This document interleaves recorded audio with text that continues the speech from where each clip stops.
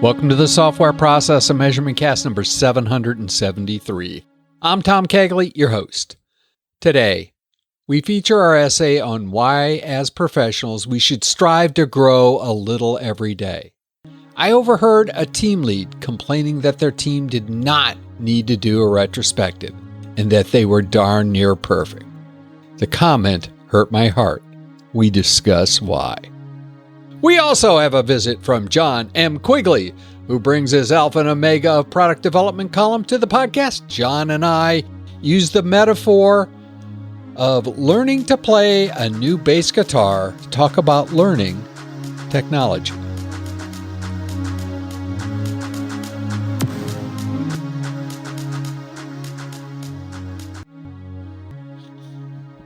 Why Continuous Improvement is Important by Thomas M. Quigley, Jr., Megan E. Quigley.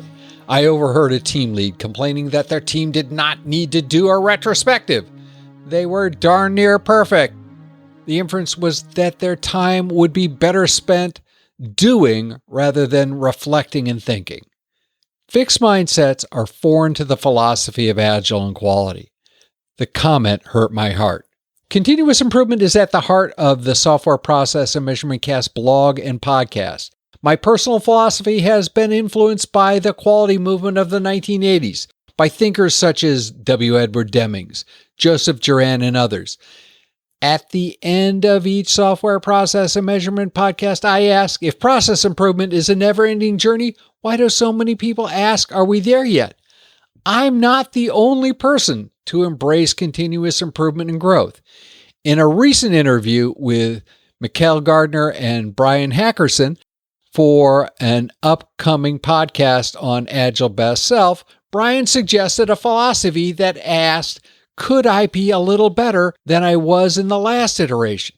This is similar to Aristotle's philosophy of human flourishing. Humans should continuously work toward self-improvement to achieve a state of well-being and happiness. Continuous improvement, whether for an organization, team, or individual, is a critical skill set. Embracing a continuous improvement philosophy supports several aspects of being human. 1. Making sustainable progress. Incremental change sparks less resistance and is easier to stick with over time. Sustainable progress also creates a virtuous feedback loop. 2. Incrementalism reduces the pressure to make big changes, which tend to be riskier and more stressful. Adaptability. The world is complex, chaotic. Focusing on small changes allows you to continually assess context and change your strategy. 4. Building confidence and motivation. Small improvements are easier to implement and assess. The more easily you can track an outcome to action, the easier it will be to build on success. Another virtuous feedback cycle. 5. Sustaining a growth mindset. People with a growth mindset believe that their capabilities and attributes are what they are right now and can change and grow through the application and experience. Continuous improvement is the action to meet the commitment of a growth mindset. 6. Resilience. The philosophy of incremental improvement helps build resilience. You learn to persevere through setbacks and challenges because you know that small setbacks today won't derail your long-term progress. Inspect and adapt needs to be more than an agile bumper sticker. The philosophy of continuous improvement, of being a little bit better every day, promotes a balanced and sustainable approach to software development and life. Lasting change takes time and effort, but can lead to profound positive outcomes on our journey. A quick programming note. Beginning next week, the Software Process and Measurement Cast staff will be on our late summer holiday. To celebrate and to ensure that you have a little bit of extra brain food, we'll re-release 4 of our favorite episodes over the next 4 weeks. The release schedule is on September 24th, SPaMCAST 436, Incrementalism, UAT and Agile, systems thinking. October 1st, SPaMCAST 635, practical ways to manage, a conversation with Johanna Rothman, one of my favorites. October 8th, SPaMCAST 641, the Agile Coaching Code of Ethics, a conversation with Shane Hasty and Craig Smith. October 15th, SPaMCAST 486, Daniel S. Vacante, Actionable Agile Metrics. We'll be back with new content on October 22nd with stories and pictures, if you really want to sit around and watch our slideshow. Thoughts, comments, all welcome. Please feel free to reach out to us at spamcastinfo@gmail.com or leave a message at 440-668-5717. I'll even take the phone and my email on holiday with me.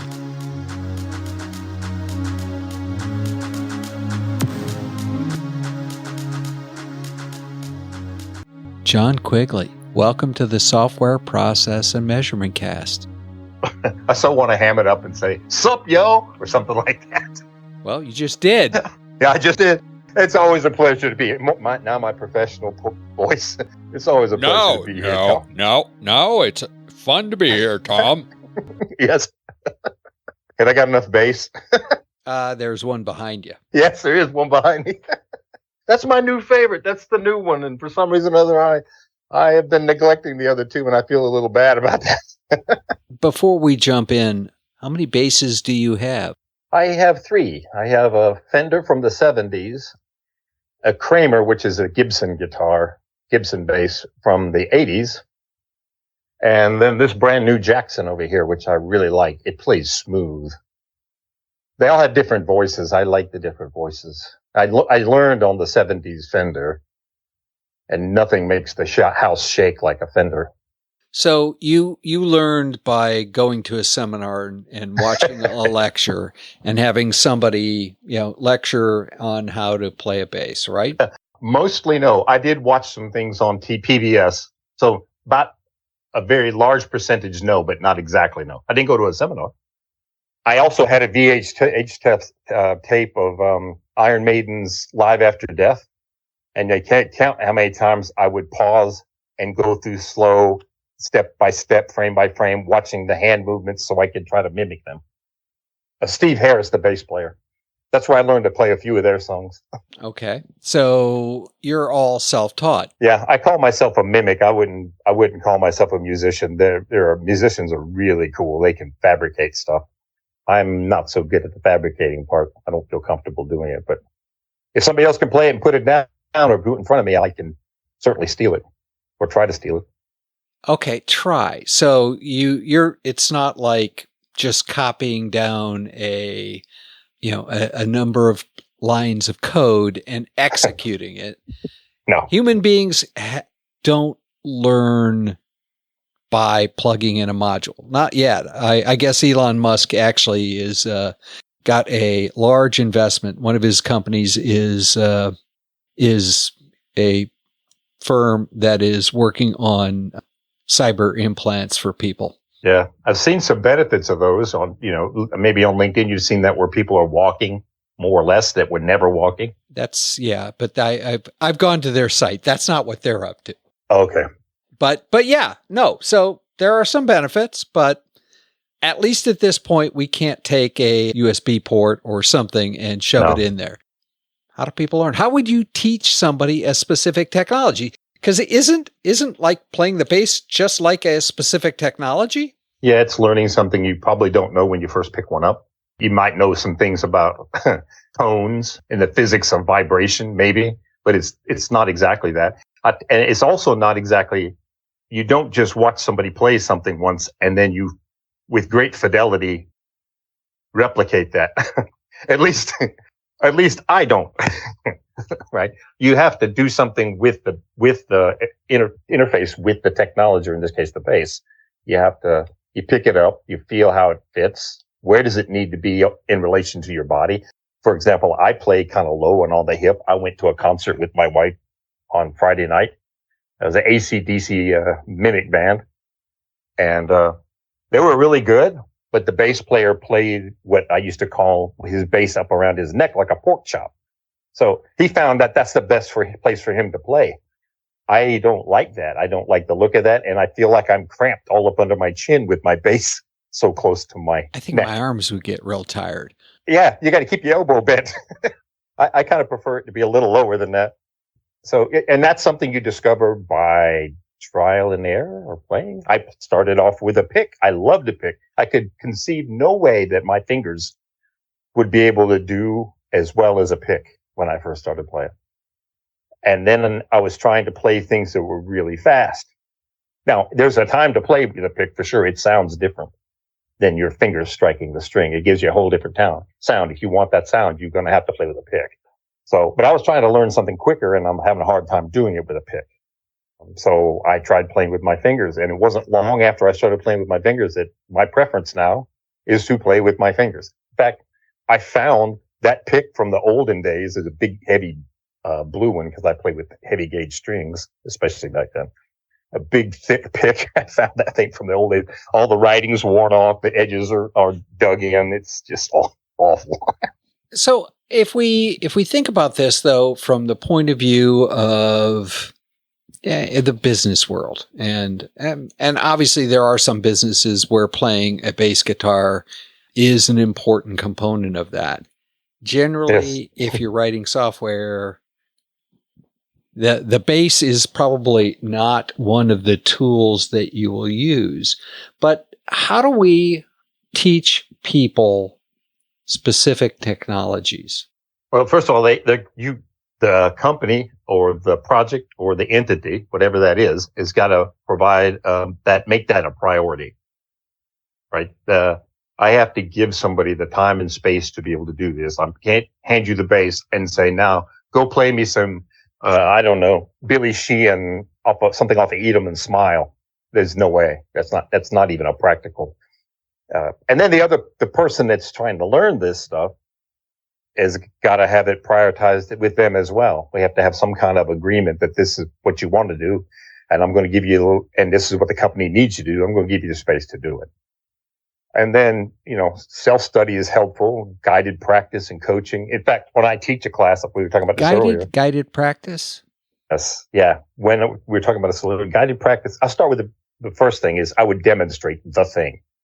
I would say, here's how you let's say we're decomposing something, an element for a project. I would pick something and I would decompose it. And then I would pick something else and have those folks out in the audience do it. This is why you can't have 500 or 50 people in these classes. You really need to be one-on-one with no more than 20. A little bit slower than that would be better. Then you walk them through it. They're doing the work and you're asking questions so that they can figure out what the next step for them would be based on what you've already shown them.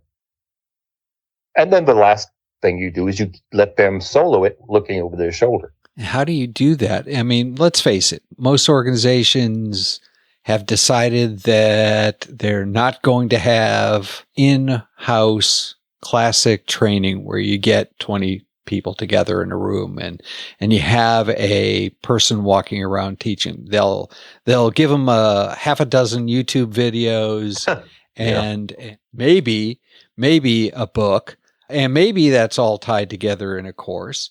And then, wave their hands and say, okay, you're a Java programmer now. Yes. Yeah, that is a problem. In fact, I think the business saying time is money. I have come to loathe that statement, and I think it is wrong. Time is not money in business. Learning and experimentation is money when you're talking about as an income for a company. When you're spending time learning in whatever it is, a new technology, a new process, a new something to the organization, that's not a wasted effort. That's not a cost that goes into a sinkhole, ideally. I mean, it might, but that's also how you bring the revenues in. That's how you improve your lot in life in the company. So, Jon, when we first started, you rattled off the fact that you have 3 bass guitars. Yeah.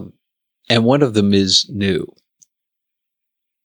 How did you, I mean, obviously you knew how to play a bass, but when you got the new one, what was the process for learning how to adopt or adapt to a new tool, even in the same sort of area of expertise? Is that different from learning a new technology?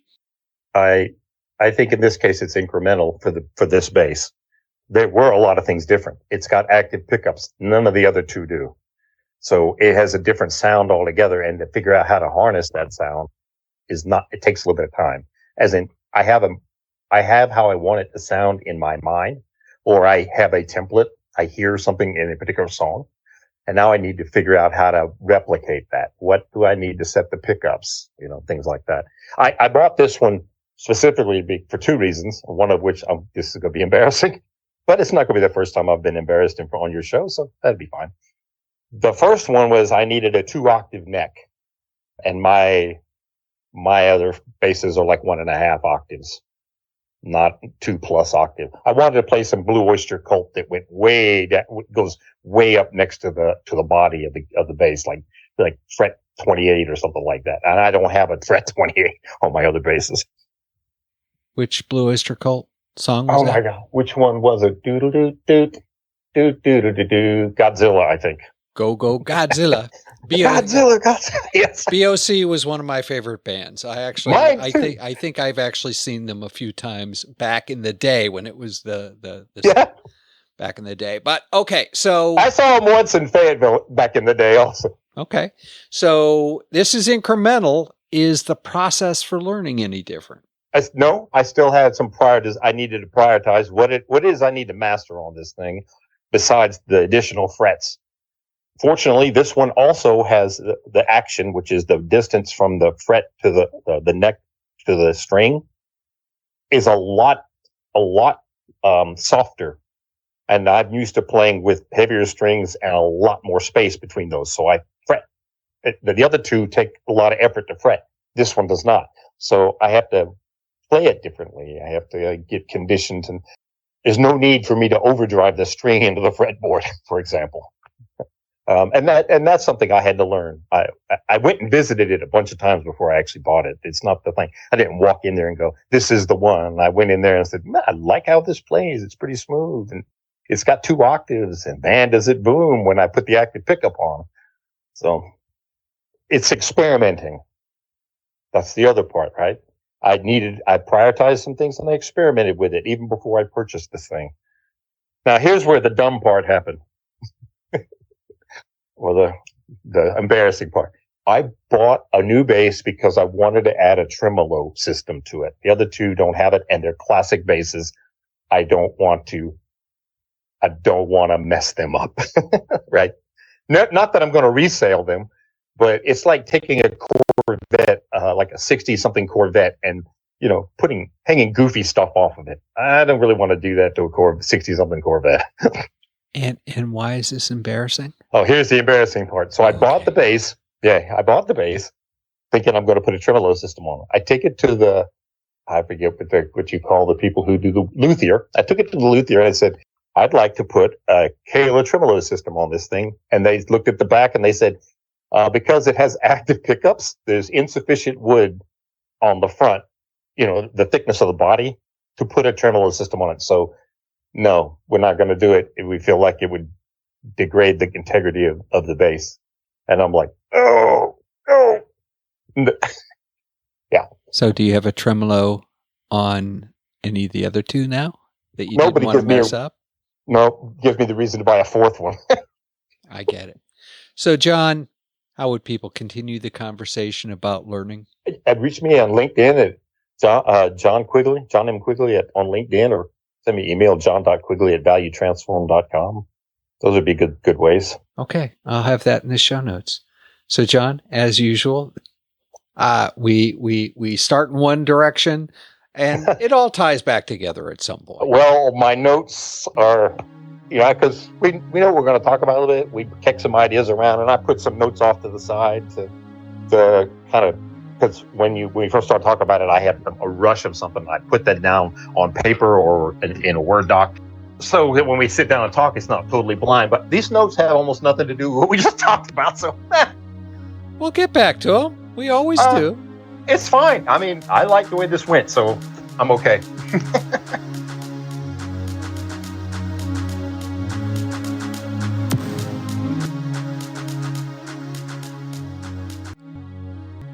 In Reread Saturday news, this week we begin a new book on Reread Saturday. This week, 10 years ago, we started our first reread journey. First installment of 7 Habits of Highly Successful People. We've read and reread a lot of books since then. The book we begin our next 10 years is L. David Marquet's Leadership is Language, the Hidden Power of What You Say and What You Don't. This is not Mr. Marquet's first time in our reread queue. In 2018, we read and reread Turn Your Ship Around. I think that book is universally seen as a game changer. Here's the kicker.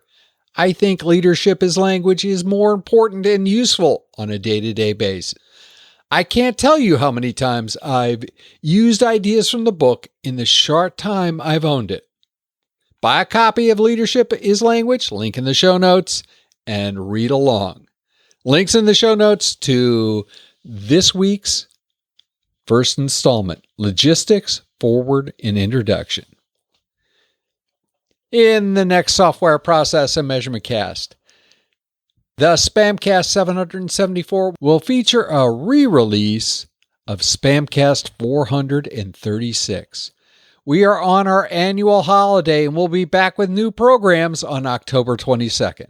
For the next 4 weeks, we'll feature shows from our archives. Today, SPaMCAST 436, Incrementalism, UAT and Agile, Systems Thinking from April 3rd, 2017. I hope you will enjoy the show.